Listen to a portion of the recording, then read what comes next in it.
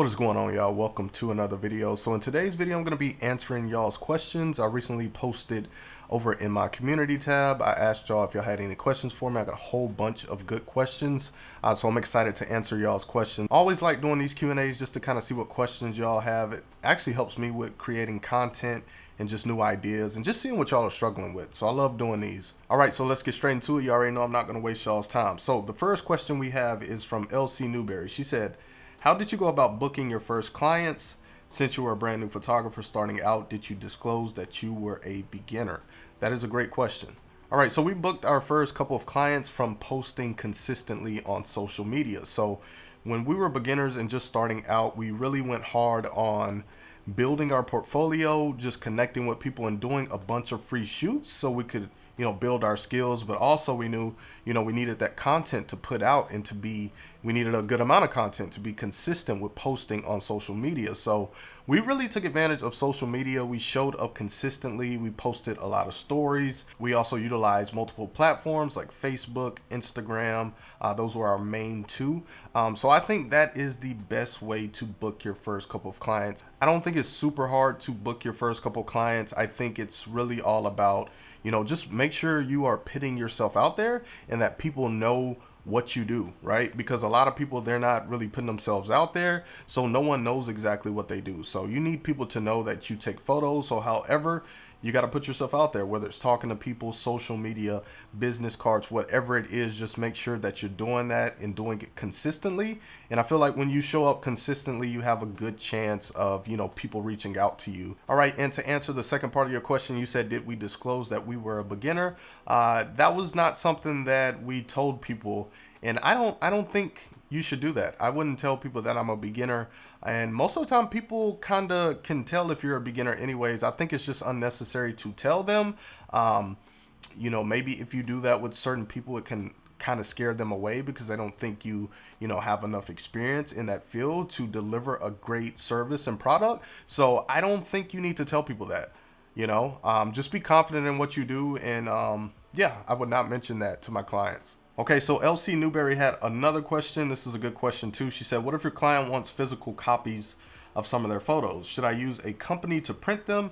If so, what company do you suggest? That is a great question. So to answer your question, I do think that you should print photos for your clients if that's something that you want to do with your photography business. Not all photographers really get into prints. They just want to deal with the digitals. But if you do get into prints, that is a way to make extra income as a photographer. Now, for the company you should use for printing your photos for your clients, I think you should check out Shootproof.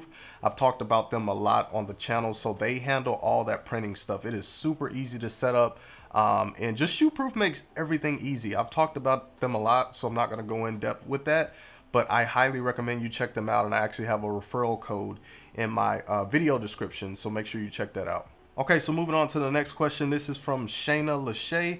She said, I send my clients their images digitally, but I would like to offer my clients photo books. What are your thoughts on prints in photo books? So I've never done photo books, but I do think prints are great.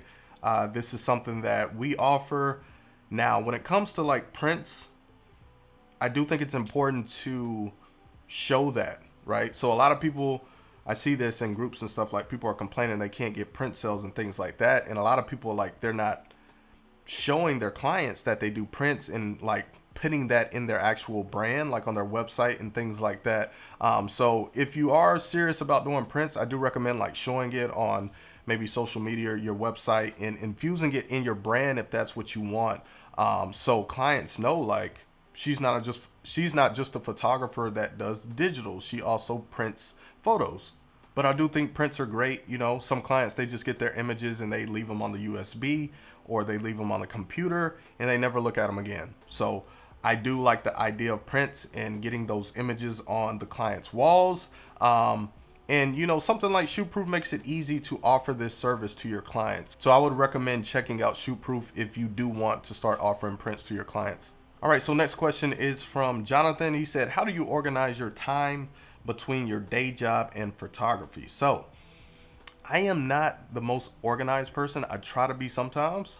Something, that has really helped me is just doing stuff on certain days. So I'll make like a schedule and little time blocks of when I want to do specific tasks, right? So something I used to do back in the day is I would just randomly do all these tasks like editing and marketing and all these things, right? And it started to get to me because it seemed like I was doing it every single day. So I really started to break that down into, just doing these tasks on certain days and like time blocking when I should do certain things. Now, to be honest, things aren't always organized, and it's definitely, going to be some days where, you're just trying to get stuff done and just trying to cram a lot of different things. But, I think just, do the best you can. It really depends on your schedule. Everyone has different schedules, right? So I recommend just kind of like time blocking and trying to schedule out things ahead of time to just keep you on point with all the tasks that you have to do, instead of just kind of like randomly doing these tasks like every single day, because that's going to mess with your mind eventually. All right, so the next question we have is from Mandela. He said, what color grading program do you use? Do you think it's worth it to buy the 3D LUT creator? So I'm not 100% sure what you mean by that question.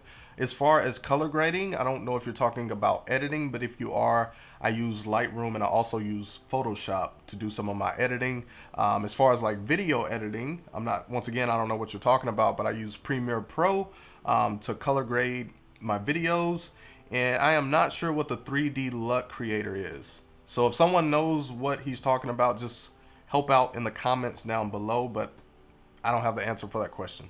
Okay, so next question is from Clara. She said, once you have found out who your target market is, what are some specific ways you can go about marketing to them? That is a really good question. So there's a bunch of different ways that you can market to your ideal client. Just to throw a few out there, you have, social media, you have, your website, you have business cards, printing out physical type products like maybe vouchers and gift cards, different things like that. You also have like in-person networking, just like talking to people, networking events. There's a ton of different ways to market, but it really comes down to who is your target client, right? So you're not going to market the same to a let's say you're trying to get commercial shoots, right? And then over here you're trying to get like families for family photography. You're going to market to those completely different, and you're probably going to use different platforms, right? So it's kind of hard to say because I don't know who your target market is, but the ideas I threw out there just in general, those are just some of the ways that you can market. I feel like in most photography niches, those things work for, different types of photography. Okay, so next question is from Sanja. Hopefully I said that right. She said, what kind of things did you do in the beginning to become a better photographer? And in the beginning, is it better to post your pictures on IG to grow your business? So things I did in the beginning to become a better photographer. The main things I did was I watched a whole bunch of YouTube videos. I watched YouTube videos for, photography business videos, and also on the skill side of photography. So like lighting, posing. I watched so many YouTube videos. It was crazy. I actually got to a point where I stopped watching them because I was watching too many YouTube videos.